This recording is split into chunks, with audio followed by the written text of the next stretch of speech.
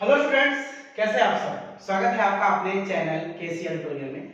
और हम लोग पढ़ रहे हैं बी फार्मा 6th सेमेस्टर का सब्जेक्ट। और 6th सेमेस्टर के सब्जेक्ट की अगर हम आपसे बात की जाए या 6th सेमेस्टर की बात की जाए तो हम लोगों ने 6th सेमेस्टर में हम लोग का जो सब्जेक्ट है जिसको हम लोग पढ़ रहे हैं वो है फार्माकोलॉजी। फार्माकोलॉजी में हम लोगों ने बेसिकली यूनिट नंबर 4 तक खत्म कर लिया है। आज हम यूनिट नंबर 5 शुरू करेंगे और ये बहुत छोटा सा टॉपिक है जिसमें हम लोग बेसिकली टॉक्सिसिटी के बारे में बात करेंगे।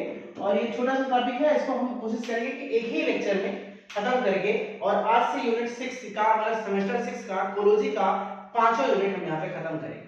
ठीक है, तो चलिए रिकैप करते हैं। सबसे पहले जान लेते हैं कि टॉक्सिसिटी क्या होती है, इसको समझिए। देखिए, हमारे समय में हमारे पूर्वज लोग, हमारे पुराने समय में लोगों ने कहता था कि किसी भी चीज को अगर जरूरत से ज्यादा आप खाएंगे वो जहर बन जाती है। जहर तो जहर है ही है। आप खाना हो, दवा हो, कुछ भी चीज जरूरत से ज्यादा खाइए। जैसे आपको रसगुल्ला बहुत पसंद है, आप रसगुल्ला 2 पीस, 4 पीस, 5 पीस खा लीजिए, आपको खा ठीक है, कोई दिक्कत नहीं है। लेकिन अगर आप 50-50 पीस रसगुल्ला खा लेंगे तो यही रसगुल्ला आपके जहर बन जाएगा।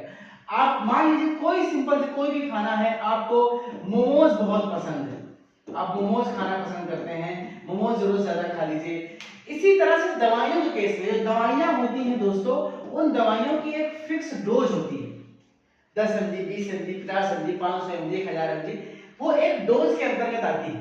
अगर उसका कभी भी दवाइयों का आप ओवर डोज ले लीजिए, किसी भी दवा, जरूरी नहीं है कि वो दवा नींद की हो, दवा ब्रेन की हो, किसी भी दवा का अगर आप ओवर डोज ले लेते हैं, किसी भी तरह के ज्यादा दवाई खा लेते हैं तो वो हमारे लिए कष्टकारी हो सकता है। वो दवा हमारे शरीर में जाके फायदे की जगह नुकसान कर शुरू कर देती है। This is called toxicity. आज की क्लास में हम यही सीखने वाले हैं, यही जानने वाले हैं कि टॉक्सिसिटी क्या है, कैसे होती है और कुछ खास दवाइयां हैं। टॉक्सिसिटी कितने प्रकार की होती है और कुछ दवाइयों की टॉक्सिसिटी बहुत कॉमन है, जैसे आर्सेनिक की टॉक्सिसिटी है, लेड की टॉक्सिसिटी, मरकरी की टॉक्सिसिटी, और देखा जाए तो कुछ आपकी फेनोबार्बिटोल यानी बार्बिटरेट ड्रग की टॉक्सिसिटी। इन दवाइयों की टॉक्सिसिटी बहुत कॉमन देखी जाती है। तो ये टॉक्सिसिटी क्यों होती है और अगर किसी व्यक्ति को ये टॉक्सिसिटी हो गई है तो उसे हमें कैसे ठीक करना है, ये हम जानेंगे। ठीक है, ये ड्रग और फूड की बात हो गई। दूसरा होता है कभी कभी आदमी अपने सेल्फ इच्छा से, मान लीजिए वो नाराज हो गया, गर्लफ्रेंड छोड़ के चली गई, बॉयफ्रेंड ने धोखा दे दिया, एग्जाम में फेल हो गया या माँ बाप ने डांट दिया, कहीं कुछ बात हो गई तो खुद से जहर वहर खाने की कोशिश करते हैं। तो ऐसे केस में भी पॉइजनिंग को कैसे ठीक कर सकते हैं। अगर कोई पेशेंट आपके पास आता है और आपको देख के लग रहा है कि इसको पॉइजनिंग की केस है, ये कुछ जहर वगैरह खा लिया है या कोई ड्रग की पॉइजनिंग है, तो उस केस में उस बीमार का कैसे इलाज करेंगे, आज की क्लास में हम यही सब सीखने की कोशिश करेंगे। तो चलिए स्टार्ट करते हैं आज की क्लास में। और सबसे पहले हम बात करेंगे टॉक्सिकोलॉजी। टॉक्सिकोलॉजी का प्रिंसिपल क्या है, इसका एक लाइन का प्रिंसिपल है। तो पहले इसकी जान लेते हैं व्हाट इज द टॉक्सिकोलॉजी किसे कहते हैं। It is defined as the branch of science concerned with the nature, effect and detection of poison to understand। ठीक है, किसी भी प्रकार के पॉइजन के बारे में स्टडी करना, उसे जानना, उसे समझना और उसका ट्रीटमेंट इलाज करना, this is called toxicology. Toxicology में आपको दो शब्द से परिचित होना पड़ेगा। एक शब्द है पॉइजन और दूसरा शब्द है पॉइजनिंग। पॉइजन और पॉइजनिंग में डिफरेंस क्या है, इसको समझ लीजिए। कोई भी सब्सटेंस जो हमारे शरीर के अंदर जाकर किसी भी प्रकार की दिक्कतें पैदा करेगा, किसी प्रकार का फिजियोलॉजिकल डिसफंक्शन पैदा करेगा, दिस इज कॉल्ड पॉइजन। और पॉइजन खा करके बॉडी के नुकसान होने की प्रक्रिया को हम लोग पॉइजनिंग यानी जहर खाने की, जैसे हिंदी में कहते हैं जहर, जहर खुरानी। जहर खुरानी मतलब पॉइजनिंग, जहर खाना, और जहर मतलब पॉइजन। ठीक है, ये हमने दो वर्ड यहाँ पे हमने सीखा। आगे हम बात करते हैं कि कितने प्रकार की पॉइजनिंग हो सकती है। अलग अलग आधार पर हम पॉइजनिंग को डिवाइड कर सकते हैं दोस्तों। थोड़ा सा इसको मैं जूम करके आपके सामने कोशिश करूंगा कि on the basis of intake, खाने के आधार पर पॉइजनिंग कितने प्रकार का है, कितना शरीर को नुकसान कर रहा है, सीवियरिटी के आधार पर पॉइजनिंग कितने प्रकार का है, और सोर्स क्या चीज आप खा रहे हैं उसके आधार पर पॉइजनिंग। तो ऑन द बेसिस ऑफ इनटेकिंग दो तरीके से हो सकता है दोस्तों, कि या आपने जानबूझ के खाया, आपको मरना है, आपको जिंदा नहीं रहना है, आपको अपनी गर्लफ्रेंड को दिखाना है कि देखो तुम्हारी वजह से मैं मर रहा हूं, ताकि तुम पुरानी वाली को छोड़ के मेरे पास फिर से वापस आ जाओ, नौटंकी इसे कहते हैं। तो ऐसे कई तरीके से जो आप खुद से खाते हैं उसे इंटेंशनल कहते हैं। गलती से अचानक से आपने इनहेल कर लिया, किसी कारण आप फैक्ट्री में काम कर रहे हैं, कारखाने में कोई धुआं उठा, किसी पेंट इंडस्ट्री में काम कर रहे हैं, लेड आपके अंदर चला गया, या कोई दवा आपने गलती से ज्यादा खा ली, तो एक्सीडेंटल यानी दो प्रकार के होते हैं on the basis of intake. आगे बात करते हैं on the basis of severity, गंभीरता के आधार पर दो प्रकार का, एक्यूट, सब एक्यूट, क्रोनिक। एक्यूट जो थोड़ी बहुत दिक्कत करेगा, जल्दी ठीक हो जाएगा, सब एक्यूट करीब 15 दिन के आसपास समय लेता है, और क्रोनिक जो आपको 15 से ज्यादा बीमार रखेगा, बहुत दिनों तक आपको दिक्कत रहेगी, वो क्रोनिक कैटेगरी में आ जाती है। ठीक है, on the basis of source के आधार पर, हाउस होल्ड, आप घर में काम कर रहे हैं, घरों में कोई सामान आपको मिल गया, आपने खा लिया गलती से, वो आपको घर में जो सामान उपस्थित है, जैसे कि निरमा पाउडर हो गया, नमक हो गया, कुछ मसाले हो गए, फिनाइल हो गया, हार्पिक हो गया, जो घर में रखने वाली चीजें हैं, आपने इंटेंशनली या जानबूझ के खा लिया या गलती से खा लिया, तो वो हाउस होल्ड पॉइजनिंग में आता है। इंडस्ट्रियल, आप किसी फैक्ट्री में काम कर रहे हैं, जैसे आप किसी दवा कंपनी में काम करते हैं, वहाँ एंटीबायोटिक बन रहा है पेनिसिलिन, और वो एंटीबायोटिक के साथ आप एलर्जिक हैं, आप उस फैक्ट्री में काम कर रहे हैं, आपने इनहेल किया, बॉडी में गया, आप तो बीमार हो सकते हैं। या किसी आप पेंट इंडस्ट्री में काम कर रहे हैं, जहाँ पे लेड की पॉइजनिंग हो सकती है, किसी इंडस्ट्री में काम कर रहे हैं जहाँ प्रिंटिंग प्रेस होता है, वहां पे दिक्कत हो सकती है। और मेडिसिनल मतलब आप कोई दवा वगैरह आपने खा लिया, तो उसके आधार पर आपको जो पॉइजनिंग हो रही है, वो सोर्स के आधार पर 3 प्रकार की है, house hold, industrial and medicine. चलिए आगे बढ़ते हैं हम लोग नेक्स्ट टॉपिक पे, कि अब हम आगे बात करते हैं कि जो हमारा एक्यूट टॉक्सिसिटी है, मतलब कि 2 प्रकार का होता है, एक्यूट, सब एक्यूट और क्रोनिक 3 प्रकार का। तो एक्यूट पॉइजनिंग क्या है, 14 दिन से अधिक समय लगे, 24 घंटे के अंदर आपने कुछ खाया, 24 घंटे के अंदर आपको दिक्कत शुरू हो जाए, और 14 दिन से अधिक आपको समय लगे इसको समझने में। अचानक से ऑनसेट होता है, तुरंत शुरू होता है, तुरंत पेशेंट सीरियस हो जाता है, तुरंत मरने जीने की बात आ जाती है, ठीक है, और लगातार ये चलता रहता है कई समय तक, इसे हम कहते हैं एक्यूट पॉइजनिंग। जैसे एग्जांपल तौर पे मर्करी पॉइजनिंग, जो मर्करी पॉइजनिंग है उसे हम लोग मर्कुरियलिज्म कहते हैं, वो एक बहुत सीरियस इशू है। उसमें होता क्या है, उसपे आपके शरीर में पिंक डिजीज या मिनी माता डिजीज शुरू हो जाता है। कौन कौन सी दिक्कत होती है, आपको सांस लेने में दिक्कत होगी, शॉर्टनेस ऑफ ब्रीथ होगा, ट्रेमर्स होगा, आपको झटके आएंगे, एक्साइटेबिलिटी आपकी बढ़ जाएगी, शरीर आपका ऐंठने लगेगा, और उसके साथ साथ आपको रेस्पिरेटरी फेलियर, सांस लेने में दिक्कत होगी। यानी अगर किसी को मर्करी की पॉइजनिंग होती है तो वो एक्यूट पॉइजनिंग के अंतर्गत आता है। अभी हम लोग मर्करी डिटेल में पढ़ेंगे। सब एक्यूट पॉइजनिंग 14 से लेकर 90 दिन तक हो सकता है, मतलब 2-3 महीने तक आपकी बॉडी में सिम्टम रहेंगे, धीरे धीरे आप ठीक होते रहेंगे। और क्रोनिक पॉइजनिंग तो आप हो सकता है कि लाइफ टाइम के लिए आपको डिसेबल कर दे, या 90 दिन से ज्यादा, 3 महीने से ज्यादा आपको लगे, ऐसी डिसेबिलिटी जो है वो क्रोनिक के अंतर्गत आती है। ठीक है, चलिए अब हम बात करते हैं एक नया वर्ड नोटिस है, जीनोटॉक्सिसिटी। यहां समझिएगा टॉक्सिसिटी कितने प्रकार के होते हैं, टॉक्सिसिटी कई प्रकार के होते हैं, तो उसके बेसिस पे हम बात करेंगे। हम जीनोटॉक्सिसिटी की बात यहां पे करने जा रहे हैं कि व्हाट इज द जीनोटॉक्सिसिटी। आपसे एग्जाम में पूछेगा कि राइट अबाउट द जीनोटॉक्सिसिटी। देखिए नाम से साफ साफ क्लियर है कि जीन, देखिए जीनोटॉक्सिसिटी मतलब जीन टॉक्सिसिटी, यानी कोई ऐसा आपने पदार्थ खा लिया, कोई आपने ऐसा टॉक्सिक सब्सटेंस खा लिया जिसका असर आपके जीन पे हो रहा है, यानी आपके डीएनए पे हो रहा है, और डीएनए डैमेज होगा तो जीन डैमेज होगा, और डीएनए डैमेज होगा तो आने वाली पीढ़ियां और आपकी पूरी बॉडी में डैमेज शुरू हो जाएगा। तो ऐसी प्रॉब्लम को हम लोग कहते हैं जीनोटॉक्सिसिटी। ये दो शब्दों से मिलकर बना है, जीन प्लस टॉक्सिसिटी, यानी कि टॉक्सिसिटी इन द जीन। ये क्या करता है, हमारे पूरे, जब आपके डीएनए को चेंज करेगा तो सेल की पूरे इंफॉर्मेशन को चेंज कर देगा, हमारा बॉडी अलग तरीके से बिहेव करने लगेगी, पूरी बॉडी का स्ट्रक्चर वगैरह यहाँ पे चेंज हो सकता है, दिक्कत। ठीक है, इसमें कैसे, ये कैसे, क्या प्रोसीजर है, कैसे मैकेनिज्म है, कैसे हो जाती है जीनोटॉक्सिसिटी। हमारी बॉडी में जब कोई ड्रग गया, वो ड्रग बेसिकली हमारे जाके डीएनए से रिएक्शन किया, यानी हमारे जीन के साथ फ्यूज हो गया। जब ये जीन के साथ फ्यूज होता है तो ये damage point mustard and break cross linking, जो डीएनए होते हैं, आपको पता होगा, ये जो डीएनए आप देख रहे हैं, इस डीएनए के स्ट्रक्चर में आपको पता होगा दोस्तों, यहाँ डीएनए के स्ट्रक्चर का मैं आपको दिखाना चाहूँ तो इनमें बेस पेयर होते हैं, ये आपस में बेस पेयर जुड़े होते हैं हाइड्रोजन बॉन्ड से, ये बेस पेयर को ब्रेक कर देता है। जब बेस पेयर को ब्रेक कर देगा तो जो डीएनए का एक्चुअल शेप था, मैं अगर आपको समझाने की कोशिश करूं यहाँ पे, तो देखिए जो ये डीएनए का ये जो बेस पेयर है, ये डीएनए आपस में इसी बेस पेयर से जुड़ा हुआ है। जब इस बेस पेयर को हम तोड़ देंगे तो डीएनए का शेप हो सकता है ऐसे हो जाए, जो ऐसा होना चाहिए था वो ऐसा शेप हो जाएगा। तो डीएनए का जब शेप चेंज हो जाएगा दोस्तों, तो इस केस में दिक्कतें होती हैं, यही हमारा है। और फिर चेन सीक्वेंस, ये जीनोटॉक्सिसिटी के अंतर्गत आता है। आगे हम बात कर लेते हैं जो जीनोटॉक्सिसिटी होती है। बेसिकली जीनोटॉक्सिसिटी ये 3 प्रकार के होते हैं, 3 प्रकार के ऐसे एजेंट होते हैं हमारी बॉडी में जो जीनोटॉक्सिसिटी काज कर सकते हैं। इन जीन को किस ऑर्गन में प्रभावित कर रहे हैं, किस जगह प्रभावित कर रहे हैं, उसके आधार पर 3 भागों में बांटेंगे। यानी कि हम कह सकते हैं कि ऐसे एजेंट जो हमारी बॉडी में टॉक्सिसिटी कॉज कर रहे हैं, जीनोटॉक्सिसिटी, वो 3 प्रकार के होते हैं, कार्सिनोजेन, म्यूटाजेन और टेरेटोजेन। 3 प्रकार के होते हैं। कार्सिनोजन नाम से लगा ऐसे एजेंट जो कैंसर कॉज करते हैं, यानी कि अगर कोई बॉडी में कार्सिनोजन आपकी बॉडी में अटैक करेगा या बॉडी के अंदर जाएगा तो आपके शरीर में कैंसर कॉज कर सकता है। ये basically chemical, environmental, medicinal, pollution, various कई कारण से ये हो सकता है। तो ये जो कार्सिनोजन है वो कैंसर कॉज करेंगे। म्यूटाजन, म्यूटा मतलब म्यूटेशन, जैसे ही आपके जीन में अटैक करेगा आपके डीएनए में म्यूटेशन आ जाएगा। What is the mutation? Sudden and random change in the structure of gene. जब डीएनए का जो स्ट्रक्चर है वो अचानक से बदल जाएगा, मैंने कहा मतलब बेस पेयर खुलेगा तो बदल जाएगा, तो आपकी बॉडी का फंक्शन, सेल का फंक्शन, शरीर का फंक्शन, बहुत सारी दिक्कतें शुरू हो जाएंगी, वो म्यूटाजन है। The last is teratogen. Teratogen मतलब, टेरेटो मतलब समझिए कि जो बच्चे होते, कभी कभी कोई माँ प्रेग्नेंट है और माँ के गर्भ में एक बच्चा पल रहा है, तो कोई ऐसी दवा जो माँ के द्वारा बच्चे को अफेक्ट करे, कौन बच्चा? जो माँ के गर्भ में यानी फीटस, तो उसे बोलते हैं टेराटोजन। यानी जीनोटॉक्सिसिटी 3 प्रकार की हो सकती है। अगर वो कैंसर कॉज कर रही है तो कार्सिनोजन है, बॉडी में म्यूटेशन कॉज कर रही है तो म्यूटाजन है, और माँ के गर्भ से बच्चे को प्रभावित कर रही है तो वो हमारा क्या है? बेसिकली वो टेराटोजन। क्लियर हो गया?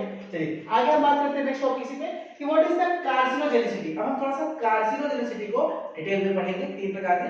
तो ऐसे एजेंट या ऐसे केमिकल या एनवायरमेंटल फैक्टर जिससे हमारी बॉडी में जीन जो है उसके अंदर कैंसर वाले जीन डेवलप हो जाते हैं, कार्सिनोजेन डेवलप हो जाते हैं और हमारी बॉडी में कैंसर शुरू हो जाता है, उसे हम कार्सिनोजेन कहते हैं।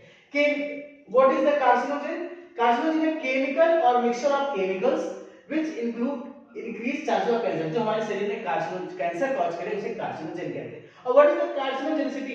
किसी भी कैंसर का हमारी बॉडी में डेवलप होने की प्रक्रिया या कैंसर होने की प्रक्रिया को कार्सिनोजेनिसिटी कहते हैं। ठीक है, अब कार्सिनोजेन को भी हम 2 भागों में बांट सकते हैं, एक होता है जीनोटॉक्सिक और दूसरे होते हैं नॉन जीनोटॉक्सिक। यानी जो कार्सिनोजेन है वो भी हम फर्दर 2 भागों में बांट सकते हैं, जीनोटॉक्सिक और नॉन जीनोटॉक्सिक। देखिए जो कार्सिनोजेन हमारे डीएनए में डैमेज करके, हमारे जीन में डैमेज करके हमें कैंसर बीमार बनाता है, कैंसर कॉज करता है, वो जीनोटॉक्सिक है। और जो जीन के अलावा, डीएनए के अलावा शरीर के बाकी भागों में फैल जाता है, जैसे लीवर में, लंग में, फेफड़े में, बोन में, कई जगह जो फैल जाते हैं जीन के अलावा, बॉडी के अलग अलग पार्ट में जो कैंसर फैलते हैं उसे हम नॉन जीनोटॉक्सिक कहते हैं। ठीक है, तो जो कार्सिनोजेन होता है दोस्तों वो फर्दर 2 टाइप का होता है। जीनोटॉक्सिक ये बेसिकली शुरू में डीएनए के साथ इंटरेक्ट करके डैमेज करता है, और नॉन जीनोटॉक्सिक जो होते हैं ये डीएनए के साथ नहीं करते हैं लेकिन हमारी बॉडी में सेल के साथ, सेल प्रोलिफरेशन के साथ, बॉडी के अलग अलग ऑर्गन्स में ये कॉज करता है। तो हमने जाना कार्सिनोजेन क्या होते हैं और ये कितने प्रकार के होते हैं। हम आगे देखने की कोशिश करेंगे। अब हमारा दूसरा टॉपिक है टेरेटोजेन। मैंने कहा 3 तरह का है, कार्सिनोजेन, म्यूटाजेन, टेरेटोजेन। तो टेरेटोजेन जान लेते हैं। टेरेटोजेन क्या होता है कि ऐसा एजेंट है जब कोई बच्चा मां के गर्भ में है और वो बच्चा अगर मां के द्वारा ली गई दवाइयों या जहर से या किसी भी कारण से प्रभावित हो रहा है और बच्चे का ग्रोथ एंड डेवलपमेंट खराब हो रहा है, बच्चे का ग्रोथ एंड डेवलपमेंट रुक रहा है, तो उस स्थिति को हम लोग टेरेटोजेनिसिटी कहते हैं। तो कुछ वर्ड आप जान लीजिए। प्रेगनेंसी क्या होता है आपको पता है, जब कोई मां प्रेग्नेंट बच्चे को जन्म देने वाली तो प्रेगनेंसी है। टेरेटोजेन जो किसी ग्रोथ एंड डेवलपमेंट को रोके किसी बच्चे का। Teratogenicity ability of strain to give teratogen. ठीक है, अब टेरेटोजेन का असर भी अलग अलग प्रकार का होता है। लो डोज पे कोई खास असर नहीं होगा, मीडियम डोज लेंगे थोड़ा सा माल इन्फॉर्मेशन होगा, बच्चे का विकास थोड़ा सा विकसित नहीं होगा, और हाई डोज पे हो सकता है कि बच्चे की मृत्यु हो जाए गर्भ के अंदर ही, ये यानी मिसकैरेज वगैरह होने के चांसेस होते हैं। ये अलग अलग कौन कौन सी दवाइयां हैं जो हमारे प्लेसेंटा को पार करके हमारे बॉडी बच्चे तक पहुंचती है और उसे बीमार कर सकती है, टेरेटोजेनिसिटी कर सकती हैं।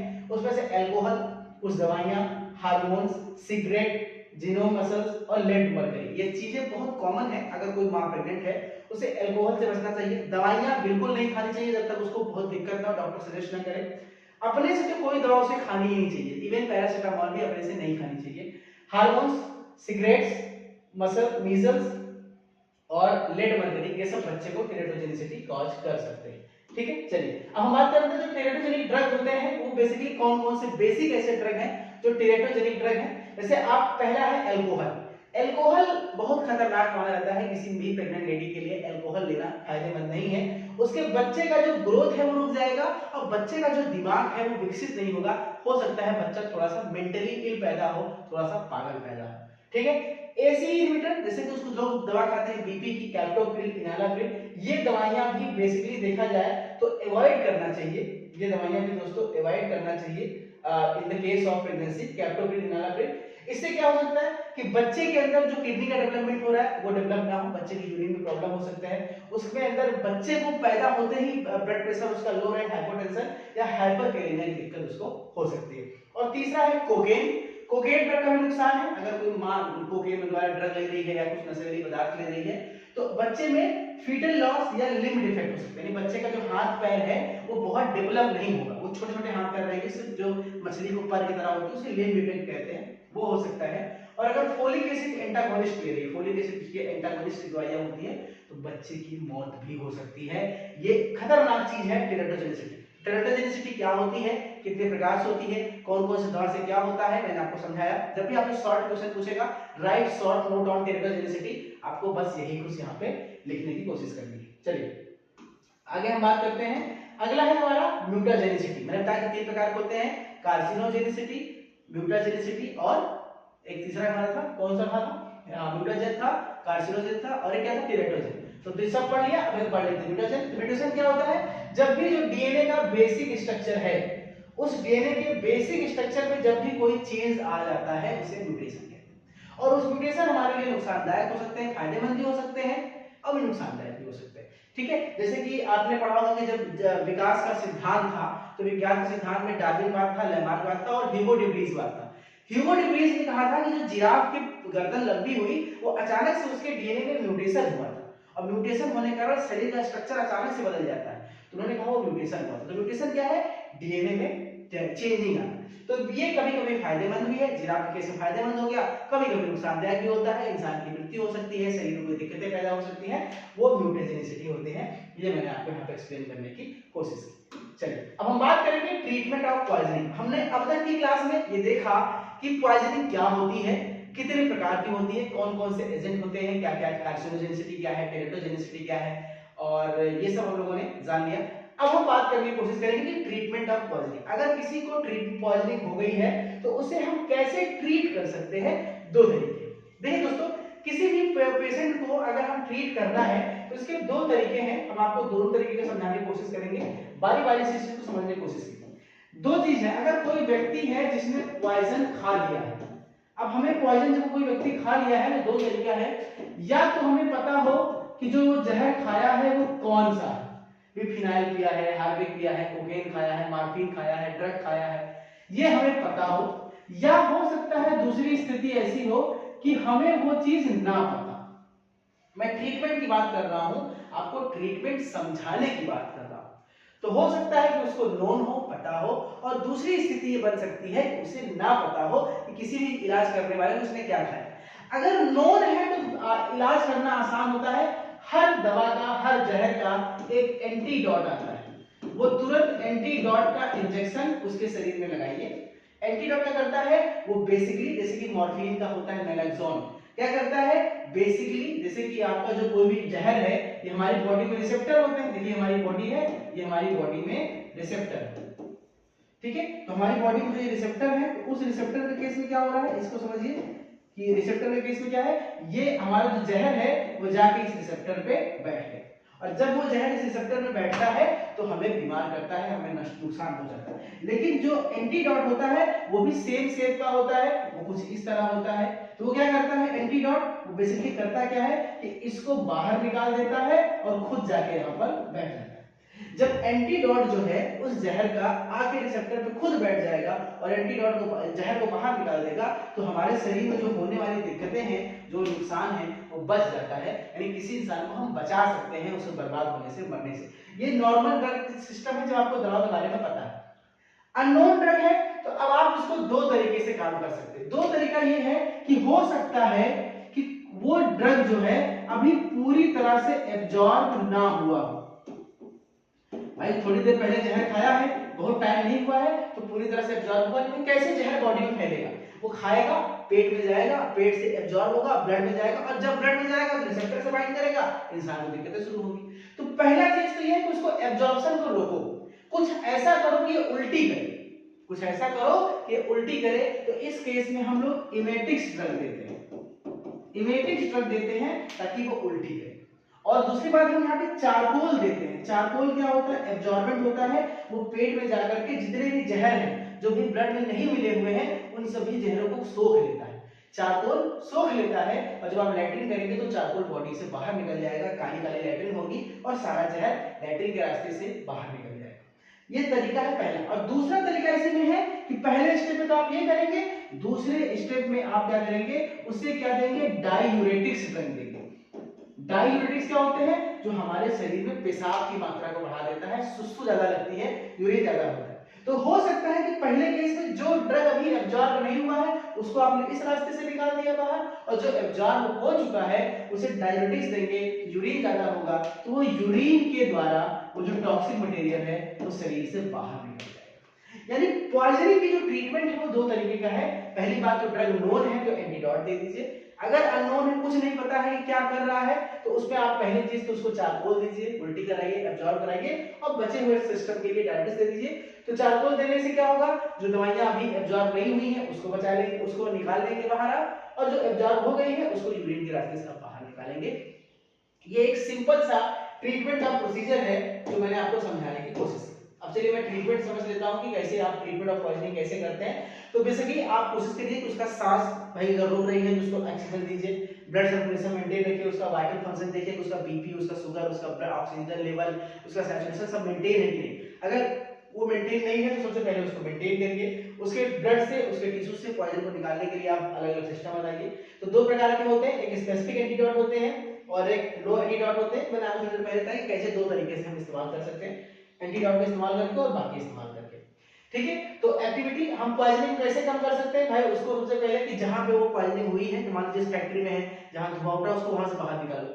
भाई धुआं इनहेल कर लिया है, कुछ भी कर लिया है, उस स्थिति से बाहर निकालो। गैस्ट्रिक लीवर मतलब जो पेट में जो भी इसके है, चारकोल वगैरह दे करके, उल्टी करा करके गैस्ट्रिक उसका खाली कराओ, कैथारसिस दे करके उसको लैट्रिन कराओ, बाहर निकालो उसके सभी केमिकल को, केमिकल एब्जॉर्प्शन को स्टार्ट करिए। ठीक है, एमेसिस मतलब उल्टी करवाइए, और जितने भी मटेरियल उसको एजेंट खा चुका है उसको एंटीडोट देके न्यूट्रलाइज कराइए। इस तरीके से हम उसको एलिमिनेट कर सकते हैं, एंजाइम इंडक्शन देके, बाइनरी यूनिडिस्ट्रीब्यूशन देके, डायलिसिस करके, तीनों तरीके से हम उसकी बॉडी से पॉइजन को बाहर निकालने की कोशिश करेंगे। दूसरा है, अगर बायो ट्रांसफॉर्मेशन और एलिमिनेशन को बढ़ाकर, मैंने कहा कि अगर मान लीजिए वो एब्जॉर्ब कर चुका है, कुछ हिस्सा ब्लड में जा चुका है, अब आप उसको बाहर नहीं निकाल सकते, तो ब्लड में जा चुका है, अब ब्लड से दो तरीका है कि उसका मेटाबॉलिज्म बढ़ा दीजिए। जब आप किसी ड्रग का मेटाबॉलिज्म बढ़ा देते हैं तो न्यूट्रलाइज हो जाता है, तो उसी तरह से किसी पॉइजन का मेटाबॉलिज्म बढ़ा दीजिए, या उसको एलिमिनेशन एक्सक्रीशन रेट बढ़ा दीजिए डायूरेटिक्स दे करके, तो उसको भी आप ठीक कर सकते हैं। तो उसमें एक तरीका है एंजाइम दे करके। एंजाइम क्या करता है कि वो उस जहर को डाइजेस्ट कर देगा, उसको नष्ट कर देगा, डिग्रेड कर देगा, ताकि वो जल्दी से बाहर निकल जाए। इसमें एग्जांपल है मेथनॉल और एथेनॉल। बेसिकली ये दोनों जो होती है, हमारे जो दोनों पॉइजनिंग होती है, इसके लिए हम लोग फॉर्मिक एसिड का, इसके लिए एंजाइम, जो ये मेथनॉल एथेनॉल है, ये बॉडी में जाकर ज्यादा दारू पी लेते हैं तो फॉर्मिक एसिड बन जाता है और वो जहर बन जाता है। तो उसको इस फॉर्म में कन्वर्ट होने से रोकने के लिए हम एंजाइम रिएक्शन करेंगे। बाइनरी यूरिनरी रिएक्शन में क्या करेंगे हम लोग, बेसिकली अमोनियम क्लोराइड और का एक घोल बना करके उसको देंगे, ताकि उसकी बॉडी में एसिडिटी कम हो जाए, बॉडी में एल्कलाइन मात्रा बढ़े और वो उल्टी करे, एब्जॉर्प्शन घटे। डायरेटिक्स रख देंगे, जैसे फ्यूरिसमाइड वगैरह है, फिनाइल सल्फेट देंगे, जिससे वो यूरिनेशन बढ़ जाए। और डायलिसिस करके हम लोग, अगर बॉडी में यूरिनेशन से भी नहीं निकल रहा है तो फिर डायलिसिस करेंगे। डायलिसिस दो प्रकार के, पेरिटोनियल हीमोडायलिसिस, और डायलिसिस करके उसके शरीर से हम पॉइजन को बाहर निकालेंगे। ये दूसरा स्टेप हो गया इसको इलाज करने का। ठीक है, आगे बात कर सकते हैं कि उल्टी के लिए हम कौन कौन से तरीके अपना सकते हैं। भाई उल्टी कराना बहुत जरूरी है उसके केस में। तो उल्टी के केस में भाई एक तो मैकेनिकल है, मुंह में डालो उंगली, और उंगली डालने से ओ करो, उल्टी होती है। दूसरा है कुछ सिरप आते हैं, इपेकुआना वगैरह, इसको पीने से उल्टी होती है। एमोर्फिन आती है, इसको खाने से भी उल्टियां होती हैं, कुछ दवाइयां हैं। ठीक है, या गैस्ट्रिक लीवर मतलब है, आप बकायदे ट्यूब डाल करके बॉडी के अंदर उस ट्राइस ट्यूब वगैरह डालकर उल्टी कराइए, तो वो इससे हम लोग गैस्ट्रिक लेवल्स कहते हैं। ये कुछ तरीके हैं जिससे हम उल्टियां करा सकते हैं। अब हम बात करेंगे अलग अलग प्रकार के पॉइजनिंग की। ठीक है, तो केमिकल एब्जॉर्प्शन मैंने बताया था कि charcoal is the best. Charcoal डालने से क्या होता है, जितना भी प्रकार का जहर है वो लगभग कई प्रकार के जहर को एब्जॉर्ब कर लेता है, निकाल देता है। जैसे कि amphetamine, acetylcysteine, aconitine, alcohol, amphetamine, arsenic, barbiturate, camphor, chloroquine, cocaine, clozine, digitalis, iodine, mercury chloride, methyl salicylate, nicotine, opiates, parathion, phenytoin, pinene, salicylates, tricyclic antidepressant, meprobamate और ग्लूटाथियोन। इतनी दवाइयां हैं जिसको चारकोल के यूज करने से सही हो जाता है। वो उसको एब्जॉर्ब कर लेगी। इसीलिए चारकोल एक यूनिवर्सल एब्जॉर्बेंट कहा जाता है कि कोई भी दवा हो, लगभग सभी दवा के लिए चारकोल इस्तेमाल कर सकते हैं। कुछ दवाइयां हैं जिसमें हम चारकोल इस्तेमाल नहीं कर सकते हैं, जैसे कि कोरोसिव हो गया, एथेनॉल हो गया, आयरन हो गया, टॉल्बुटामाइड हो गया, मेथिल कार्बोनेट, इन सभी के लिए हम लोग एक्टिवेटेड चारकोल यूज करते हैं। चारकोल की जगह पे इसको करेंगे। ये अलग अलग मैंने आपको स्टेप बताया कि किस किस स्टेप से आप पॉइजनिंग हटा सकते हैं, एब्जॉर्प्शन कम करके, उल्टी करा करके, एंटीडोट दे करके, ठीक है, यूरिनेशन बढ़ा करके, डायलिसिस करके, मैंने आपको सारे तरीके बताए कि आप कैसे कर सकते हैं। अब हम बात करेंगे बाकी अलग अलग सिस्टम ऑफ ड्रग्स की, कि कौन कौन सी पॉइजनिंग कैसे होती है, ठीक है, किस ड्रग की पॉइजनिंग कैसे होती है, इसकी हम बात करेंगे। टाइम देख लिया कितना हो रहा है, मुझे लाइव क्लास भी देनी है, ठीक है। तो उसी बेसिस पे हम बात करेंगे। हम बारी बारी से अलग अलग प्रकार के पॉइजनिंग की बात करेंगे कि बार्बिटूरेट पॉइजनिंग क्या होती है, और उसके बाद लेड की पॉइजनिंग कैसे होती है, इन सब पे हम डिस्कस करेंगे। तो चलिए ये अब हम इसको नेक्स्ट क्लास में लेते हैं, क्योंकि टाइम ऑलरेडी हो गया है। मुझे नेक्स्ट लाइव क्लास लेना है, लेकिन देख लेता हूँ कितना बचा है, ज़्यादा नहीं है, लेकिन मैं इसके सेकेंड पार्ट में मैं इसके बार्बिटूरेट, मर्क्यूरी, लेड, आर्सेनिक जितनी पॉइजनिंग सिलेबस में है, उन सभी पॉइजनिंग क्या होती है, कैसे होती है, कैसे ट्रीटमेंट करते हैं, वो हम आपसे मिलेंगे नेक्स्ट क्लास में। तब तक के लिए thank you so much, take care, पढ़ते रहिए, लिखते रहिए, खुश रहिए, जय हिंद।